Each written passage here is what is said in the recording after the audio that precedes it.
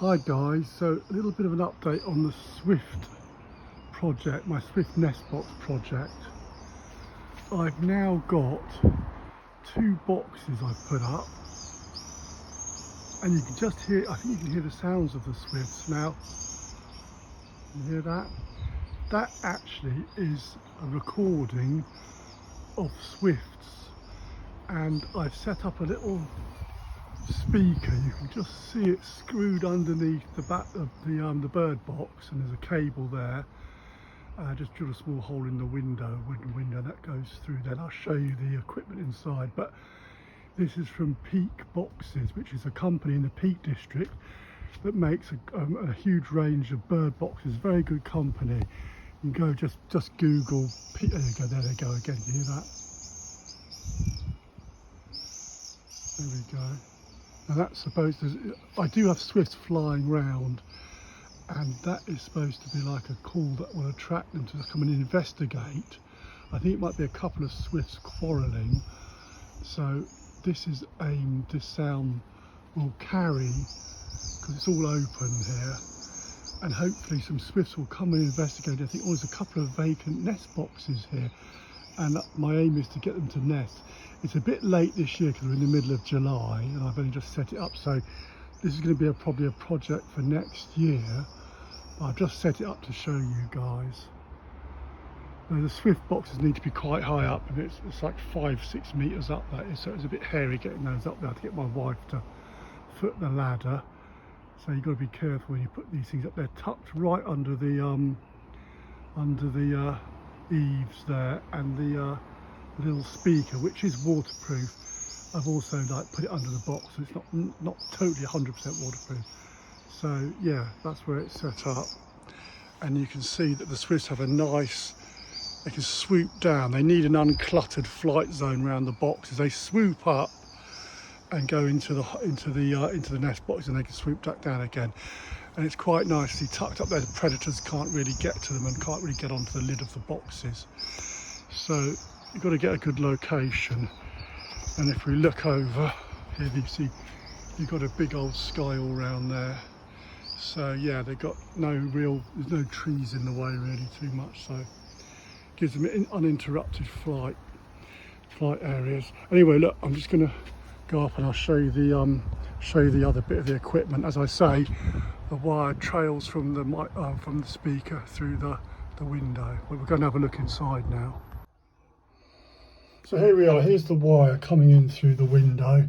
Obviously you can set this up in a garden shed if you want, or you can put it anywhere you want really. They give you a lot of wire. I think it's like 10 meters of wire, and you can also splice more wire in. So it just comes in. I drilled a hole going downwards so the water won't come in, and I can always put this silicone over there, but I don't think it's going to be a problem.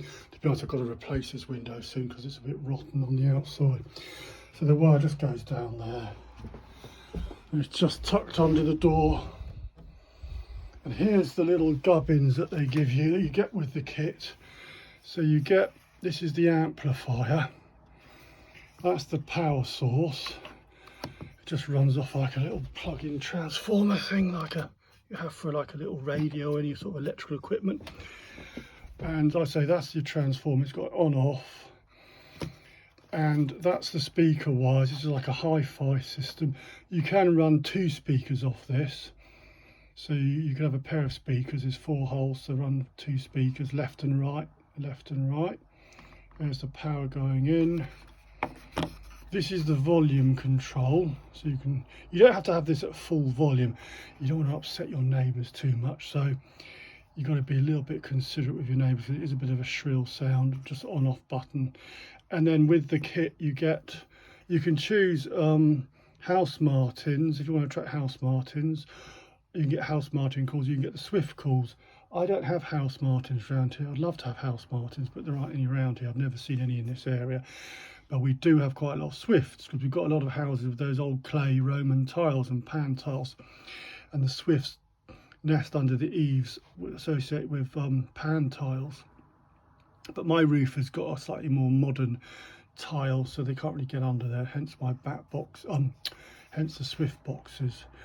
So yeah, that's simple. That is, it's really plug this straight in. It's just a USB stick with the pre-recorded calls of the Swift. You just plug it straight in, turn it on, and it's on a continuous loop.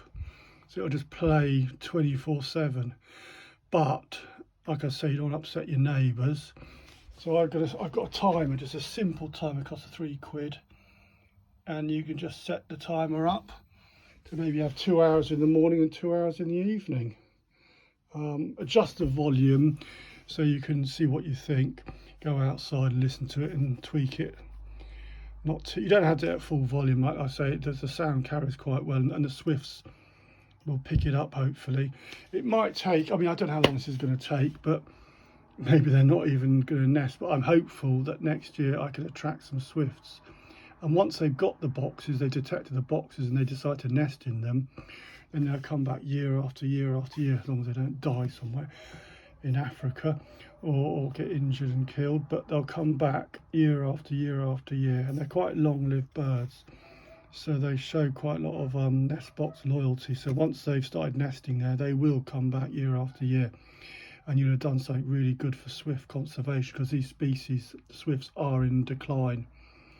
There's a lot of things that are causing problems for them.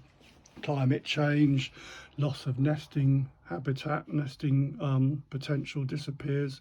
People build, put different tiles on their houses, and there's just loss of nesting habitat. Plus, it's the migration is a treacherous journey. They take it every year, backwards and forwards, twice a year there and then back. They've got to cross the Sahara Desert. They've got to get into the right sub-Saharan Africa. So yeah, poor little things. They need a bit of a helping hand. So this is what I'm going to do. And look who else we've got up here at the moment. We've got Jasmine. There's our elderly tabby. You all right there, Jazz? She helps me with my conservation projects, don't you, Jasmine? No, I bloody don't. Clear off. You can't eat the Swifts, can you? She's quite elderly now. She's never been a bird killer, actually, I'm glad to say. She's too busy trying to get her next packet of Crispies out of me. Yeah, that's just what she likes. She goes through one of those fairly regularly. But we spoil you, don't we, Jasmine? You get very spoiled. Yeah, we love you, don't we, Jazz? You're a good girl. Anyway, there we go. That's it. That's a little bit of an update. So look, if you want to do this, go on to Peak Box's website. It's like www.peakboxes, or just Google it and you'll come up with it. And this kit costs about £41. £41 plus postage was about £8. It was about just under 50 quid. And they said they even give you a screwdriver. Very good company. I ordered this and it came within 2 or 3 days. So yeah, very good. I can't recommend them highly enough. And they do a great range of boxes. So if you can't build your own Swift boxes, or don't want to do it, you could buy a couple of Swift boxes, and they've got a really good system for putting them up. So it's quite easy to put up. They've got like some modular system, so you kind of just put the nails in or screws and just hook it on. So yeah, they put a lot of thought into their product. So good on you, Peak Boxes. Anyway, great. That's all for now, and good luck, guys. And if you do Swifts, let me know how you get on. Over and out. Bye.